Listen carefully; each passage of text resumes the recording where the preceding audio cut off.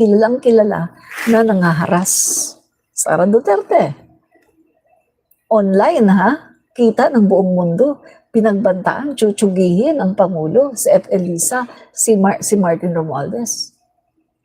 Nanuntok ng sheriff. Papahukay kay Apulacay, patapon sa West Philippine Sea. Sino ngayon ang may history ng pagiging bayolente? Kitty Duterte, pinagbumura yung mga pulis. Sinaktan yung mga pulis. Abansenya, pinukpok yung pulis sa ulo, nagkabukol ang laki. Sino ngayon yung bayolente na pamilya? Ang daming ebidensya, Duterte family, mga bayolente, pamilya ng mga bayolente. Pagkatapos, isisisi nyo, Martin Romualdez, Bongbong Marcos, sasabihin nyo, tinakot si Gutesa. My God! Si Duterte na nga mismo ang nagpatotoo eh. Ano sabi ni Duterte? Napakabait ni Marcos.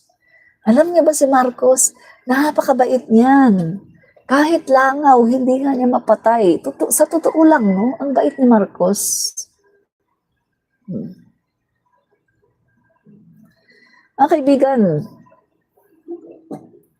etong mga sinasabi nga to ni Amy ay kitang-kita, no? Mga kaibigan. Kasi sila po ay bukong-buko na sa pagsisinungaling. Na gumagamit sila ng tao para idiin si Martin Romualdez. Pero ang katotohanan, mga kaibigan, bayad. At anong sabi ni Amy? Lahat daw yan, magre-recant daw. Sabi niya, hindi daw siya magtataka pag dumating yung isang araw na si Gutesa, babaliktad rin yung statement niya. Kasi tinakot daw. Bakit sinasabi niya ni Amy, inuunahan niya? Kasi, mga kaibigan, mukhang si Gutesa ay nakakapag-isip na ng mabuti. Mukhang nare-realize na ni Gutesa na hindi siya dapat nagpagamit sa mga Duterte. Mukhang na-realize na ni Gutesa na masama ang kanyang ginawa, na siya ay nagdiin, no? Diniin niya si Speaker Martin Romualdez kahit wala naman talagang katotohanan. Kaya etong si Amy, come to the rescue, o kailangan i-rescue ang mga Duterte kasi ito bukong-buko na eh. Bukong-buko na sila sa kanilang ginawang pagsisinungaling. Kita niyo naman mga kaibigan, no? Yung affidavit ni Gutesa, hindi niya alam kung ano nakasulat. Mas alam pa ni Marcoleta kung ano ang nakasulat sa affidavit. At si Defensor, sa isang interview sa kanya, sa bilyonaryo, umamin siya na tinulungan daw nila si Gutesa na gumawa ng affidavit. At sila pa nga daw ang nag-Google kung saan daw magpapanotaryo. Ako naman, yung aking kaisipan, yung aking utak ay medyo nag-a-advance, no, gumagana na tinulungan. Talaga bang tinulungan or talagang kayo ang gumawa? Kasi kung tinulungan lang nila si Gutesa na gumawa ng affidavit, dapat at least alam ni Gutesa ang nilalaman. Bakit mukhang hindi alam ni Gutesa kung ano ang laman ng kanyang affidavit? Bakit si Marcoleta ang mas nakakaalam ng affidavit ni Gutesa? So mukhang sa tingin ko hindi siya tinulungan. Mukhang sila talaga ang gumawa ng affidavit ni Gutesa. Diba? Ay, nako. Stress na naman ang mga DDS. Okay, no? So, malinaw kay Speaker Martin, no paper trail, no kickback trail, no signed vouchers, no fund releases, no contract links tied to Romualdez, wala as in wala. No? Unlike dito, sa mga Duterte, sa mga sumabit, meron eh. Katulad na lang Chis Escudero, ang daming guys, ang daming ebidensya, may money trail pa. Balik natin Sara Duterte. Ang daming ebidensya kay Sara Duterte patungkol sa confidential funds. Lahat Nakita di ba sa sa good governance hearing sa House of Representatives, lahat pirma ni Sara. Oh. So yan, may mga ebidensya. Pero pagdating kay Martin Romualdez, walang ebidensya. Walang money trail, walang kickback trail, walang sign vouchers, wala as in lahat. Wala. Wala rin ang kanyang presensya. Di ba? So, unlike senators in past scandals, no? Mga kaibigan, kasi ito mga senator na may mga nasangkot, mga kaibigan, ay mayroong mga ebidensya, no? So even investigators admit the speaker's role is supervisory, not operational. Di ba? Kasi yun naman talaga ang role ng speaker ay hindi po operational, kundi supervisory lang. At kung nakikita naman natin yung galaw ng 20th Congress. Nakita naman natin, di ba? Yung 20th Congress, pinapabayaan lang ni Speaker Martin Romualdez na gumulong yung kanilang mga, yung kanilang paggawa ng kanilang mga trabaho. Nakita niyo naman siguro, yung mga iba-ibang committee, di ba? Independent sila. Hindi sila pinapakialaman ni Speaker Martin Romualdez. Independent sila. Merong trust sa kanila si Speaker Martin Romualdez. Tandaan nyo yan, hindi po operational ang trabaho ng Speaker, kundi supervisory. Diba? So, ano pa? Kung talagang may kasalanan, dapat may resibo. Sa kaso ni Congressman Martin, puro kwento, pero walang dokumento. Ulitin ko, dito po sa kaso ni Speaker Martin, puro kwento pero walang dokumento. In the Senate cases, there were checks, cash, and NGOs. Here, just ghost stories from ghost witnesses. In short, mga kaibigan, sa kaso ng mga senators, merong mga nakitang cheque, may cash, at mga NGOs na doon daw inilagay yung pondo, no? Pero sa kaso naman ni Speaker Martin, puro lang ghost stories at ghost witnesses. So doon po natin makita ang pagkakaiba na pagdating po kay Martin Romualdez, gawa-gawang kwento para lang idiin. Di ba? So, ito pa. Eto mga kaibigan huwag nating kakalimutan do. Senate flood control. Ito insertions Senate insertions balloon to 142 billion, dwarfing the House share of 93 billion. So magkano yung insertion ng Senate? 142 billion. Sa Congress, 93 billion. Kanino mas malaki?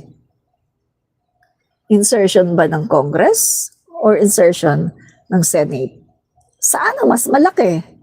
Yung 142 billion ni Cheese or etong 93 billion ng Congress? Saan ang mas malaki? Obvious naman, mas malaki ang 142 billion. Diba? Okay, so many of these allocations were to flood control projects, now under probe for being ghosts, overpriced, or substandard. Contractors tagged in these anomalies are Senate endorsed, not House link.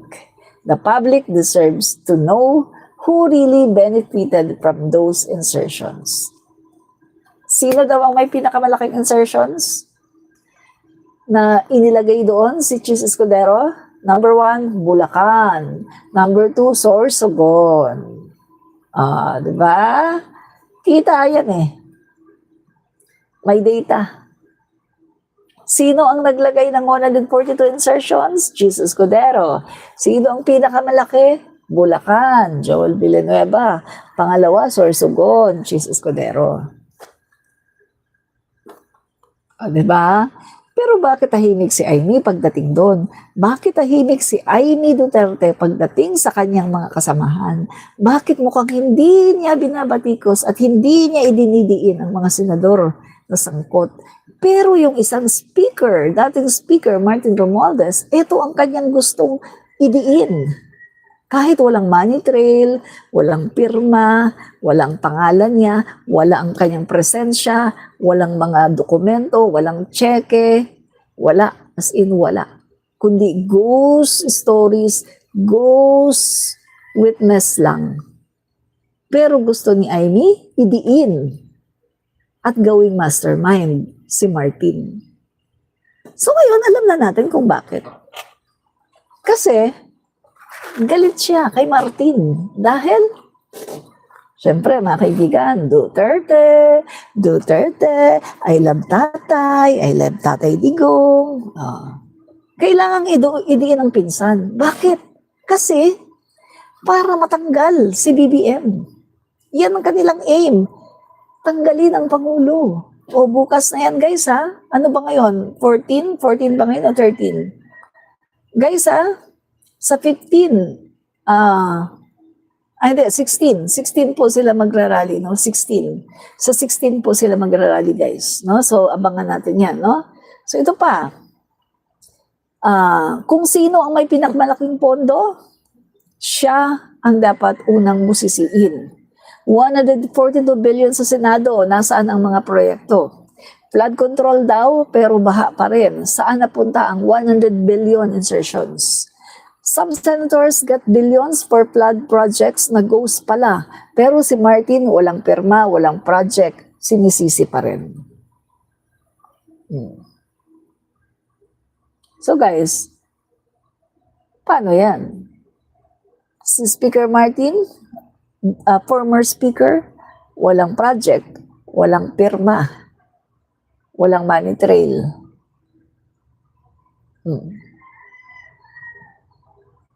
Pero yung mga senador, meron. Pero magtataka ka kay Amy, si Martin ang kanyang sinisisi. Galawang Duterte. Diba? Galawang Duterte. Diba? So, ito mga kaibigan, no? Kita natin yung selective outrage nitong mga DDS, no? Ito yung kanilang political agenda, no? The timing and tone of attacks suggests politics, not justice. Ginagamit po nila itong issue, mga kaibigan, ng flood control, ghost flood control na to, na mga issue. Ginagamit po nila itong issue, mga kaibigan, para papagsakin ang Pangulo. Take note ha, bakit ba nagkaroon ng malalaking investigasyon? Bakit ba naging aware ang tao? Dahil ang Pangulo, inilabas niya yan sa SONA. At ang Pangulo ay tumawag ng full investigation para imbestigahan ang lahat ng mga anomalya sa flood control projects. 10 years. 10 taon daw ang duration, no? So meaning to say, mula ngayon hanggang 2015. Kasi 10 years eh. 2015 or 2016. 10 years. So, makikita pa rin, no?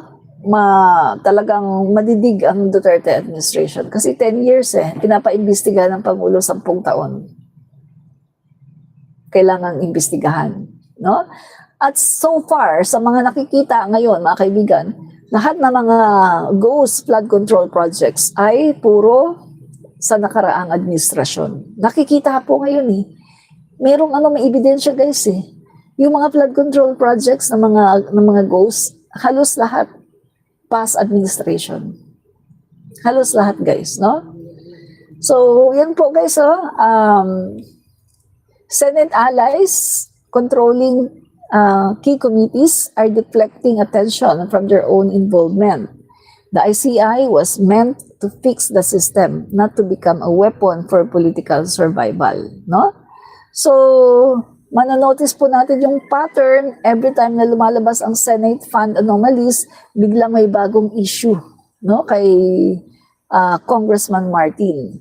Selective outrage is the best cover up. Yan po ang ginagawa ng mga kampo ng Duterte. Yung may hawak ng 142 flood control funds, tahimik, no, si Chis Escudero, no? So yan po mga kaibigan, no? Pero ito pong mga to, kahit si Chis Escudero, malaki ang ebidensya. Itinuturo ng USEC, itinuturo ng mga city engineer, district engineer. So walang kawala yan mga kaibigan. Mahihirapan po si Chis Escudero. Lalong-lalo na, nandun yung pangalan niya, nandun ang kanyang pirma. So mahirapan po yan. At may money trail. Mahirapan po yan mga kaibigan. Hindi yan makakalusot, no? Ito pa. O, tingnan natin mga kaibigan, ha? Yung budget process, no, mga kaibigan, is bicameral. No? Tingnan natin, ha? Both House and Senate approve, both sign off. Sino yung nasa BICAM? Ipaalala natin sa mga tao, dalawang tao lang ang pumirma sa BICAM. Ito yung smallest committee, no? Yung BICAM na to, 2 tao lang. Sino ang nandun? Si Saldico at si Chis Escudero. Sila lang ang nag-finalize ng budget na yan. 2 tao. Andun ang kanilang pirma, nandun sila. No? So, ito po mga kaibigan, kung meron mang mga irregularities, accountability must be shared, not duped on one man. This is about systematic reform, not political demolition. O nga naman, kung may mga irregularities nga naman, no, yung accountability, dapat sa lahat ng tao na involved dito. Bakit mukhang kailangan si Martin Romualdez lang ang kasuhan at ikulong? Doon kayo magtataka di ba? Kasi si Amy, isang tao lang ang kanyang sinasabi, no, na mastermind Martin Romualdez lang. Pero hindi niya binabanggit yung Chis Escudero, yung Jinggoy, yung Joel Villanueva. Nakitang-kita naman, no, yung kanilang participation. Hindi niya binabanggit. Di ba? So, mga kaibigan, no, kitang-kita natin yan. Yan, budget is teamwork. Kung may mali, parehong dapat managot. The Speaker doesn't approve flood control projects. DPWH and DBM do with Senate concurrence, no? So, fix the system. Dapat na i-fix at huwag i-weaponize. Romualdez already cooperated, submitted an affidavit, and appeared under oath. The next step should be institutional reform, transparency in BICAM proceedings, contractor blacklist, COA auditing, or flood control spending. The goal, stop ghost projects, not start with hunts, no? If this probe leads to real reform, well, maganda. But if it's just politics in disguise, sayang ang pagkakataon. We need to clean up flood control projects, not create new scapegoats. Diba? Yan mga kaibigan, no? So, kung maalala nyo mga kaibigan, no, si Congressman Martin Romualdez ay bumaba po sa pagiging kongresista. Ano po ang sabi ni Congressman Martin Romualdez nung siya ay nag-resign?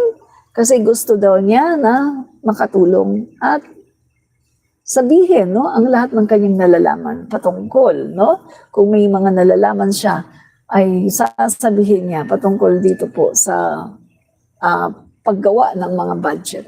Kasi, mga kaibigan, ang sabi po ng mga kongresista, marami po nagsabi nito, nag-testify ng mga kongresista, pag alis ng budget sa House of the Representatives, ay walang insertions. Nandyan pa ang PhilHealth, nandyan pa, buo pa rin ang pondo ng DepEd, wala silang tinanggal, wala silang binawasan. Intact po ang budget. Nung umalis ang budget sa House of the Representatives, intact. Walang nabawas. Walang tinanggal na pondo ng PhilHealth, walang binawasan na DepEd, as in intact. Pero nung dinala na siya sa Senado at napunta na sa BICAM, doon na nagkawindang-windang. Tinanggal ang ilang bilyon sa PhilHealth, binawasan ng DepEd, at ginawa po nila, pinataas nila ang budget ng DPWH. Senate po yun ang gumawa. BICAM ang gumawa. Hindi ang Congress. Malinaw po yun. Malinaw yun. Diba? Kaya tingnan po natin sa mga susunod po na kabanata kung ano na po ang mangyayari. No? So, guys, meron dito ito, bago lang to, no? 37 legislators and BBM's list, former speaker not included. Yan. President Ferdinand Marcos Jr. says 37 legislators appear on his list of officials linked to anomalous projects. Asked if the former speaker was included, Marcos replied, I don't think so. The president also stressed, we don't file cases for optics. We file cases to put people in jail. Maganda, di ba? Hindi katulad sa panahon ni Duterte. Kahit na walang ebidensya, kahit na tanyang ebidensya lang, magpapile ng case para lang sirain ang reputasyon ng isang tao. Pagkatapos ilang taon ang makakalipas, malalaman na wala naman palang kasalanan yung tao, suma-acquit lang, katulad kay Leila de Lima. So ngayon po sa panahon ni PBBM, ang sabi niya, we don't file cases for optics. We file cases to put people in jail. So bakit mo nga naman kakasuhan ang isang Martin Romualdez kung wala namang matibay na ebidensya? Kakasuhan mo, magsasayang lang ng laway, magsasayang lang ng pera ng gobyerno. Pagkatapos, ilang years, makakalaya siya dahil walang ebidensya. Kailangan, kung magkakaso, dapat matibay. Diba?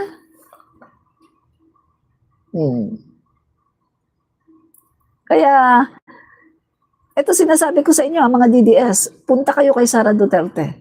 Kasi si Sara Duterte, noon pa niya inaakusahan si Martin na magnanakaw daw. Punta kayo kay Sara Duterte, humingi kayo ng ebidensya. Palagay ko marami siyang ebidensya. Baka maraming ebidensya si Sara, pumunta kayo kay Sara. No? Manghingi kayo ng tambak na ebidensya para maipakulong niyo si Martin Romualdez. Diba? Kasi sabi naman ni Sara, hindi naman daw siya nag-aakusa pag walang ebidensya. So, kapag ganun po yung sinasabi ng isang tao, hindi daw siya nag-aakusa pag walang ebidensya. So, meaning to say, marami siyang ebidensya. So, puntahan niyo si Sara at hingin yung ebidensya, ibigay niyo sa ombudsman para makasuhan si Martin Romualdez. Okay? Okay. Now, okay, so, yan mga kaibigan Ito pa, sabi ni PBBM, no?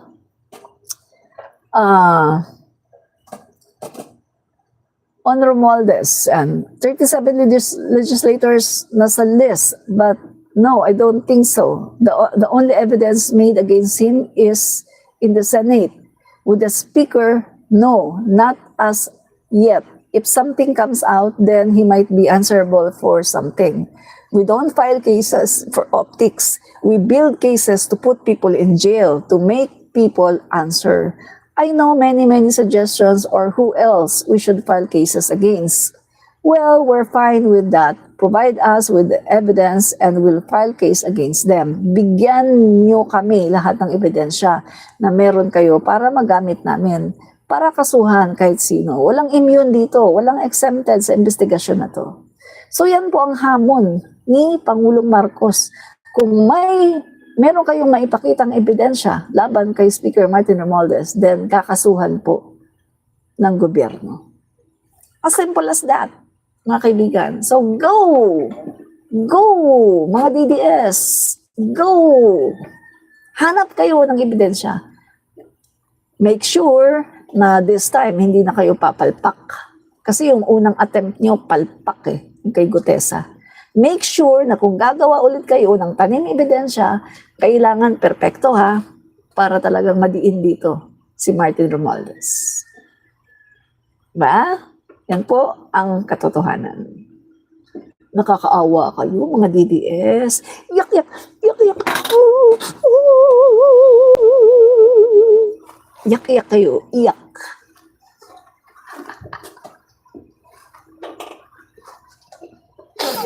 Ay, nako. Yan, nakapagpaiyak na naman ako ng DDS. Ito pa. O, itapik natin to kasi malapit na to, no? Yan. Kaibigan, no? Itapik natin to. Malapit na to.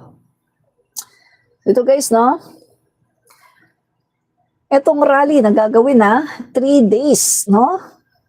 Itong rally ay nagagawin po, mga kaibigan, ng INC together with JIL. Sabi, kasama daw JIL at kasama din daw ang KOJC. Mga kaibigan, itong rally na gagawin nila ay clear na power grab. Power grab. Lumalabas na ang mga pangalan sa likod ng rally na ito. Malinaw ang kanilang tunay na motibo. Hindi ang kaayusan at kapayapaan, kundi ang ilagay sa pwesto si BP Sara. Malinaw yan. So 3 araw na rally, libo-libong tao ang hinahatak at balak nilang manatili sa kalsada. Provided ang transportation, pagkain, tubig, tents at may pakimkim pa. Sino ang financier nito? Sino ang naglalabas ng pera para pakilusin ang libo-libong tao? Remember, ang sabi po, no? Nasa 500,000 per day daw ang pupunta na tao, no, sa rally. Kitang-kita na noong September 21 na ang sanay mapayapang protesta ay sinamantala ng extreme forces para mag-riot, manakit, magnakaw, manira ng mga sasakyan at establishments at maghasik ng karahasan. Kayang-kaya nila itong gawing muli. Papayag ba tayong muling manaig ang puwersa ng kadiliman at kasamaan? Siyempre, hindi. Mga kaibigan, pinangalanan po ni Ramon Tulfo kung sino-sino ang involved, ang mga financier. At kasama doon sa pinangalanan ni Ramon Tulfo, BP Sara Duterte, Pulong Duterte, at nandun din po si Chavit Singson. At mga kaibigan, ang dami po doon yung mga retired generals, no? At nasangkot po, pero for confirmation pa daw, ang pangalan ni Magalong. Mayor Magalong ng Baguio. Diba? So mga kaibigan, ano ang kanilang agenda? 3 days rally para pabagsakin si PBBM, para palitan po ng isang very incompetent at allergic sa accountability na si Sara Duterte. Kaya nga ang sinasabi ko mga kaibigan, tayo mga pro-PBBM, tayo mga kakamping at pati mga dilaw, papayag ba kayo na iluklok ulit ang isang mala Hitler na pinuno? Siyempre hindi tayo papayag. Umaangal na nga tayo sa 30,000 AJK. Umaangal na nga tayo sa family, sa mga katiwalian, sa ginawa nilang mga ghost flood control projects na yan, mga pagnanakaw sa gobyerno. Umaangal na nga tayo. Tapos ibabalik pa natin? No way. No.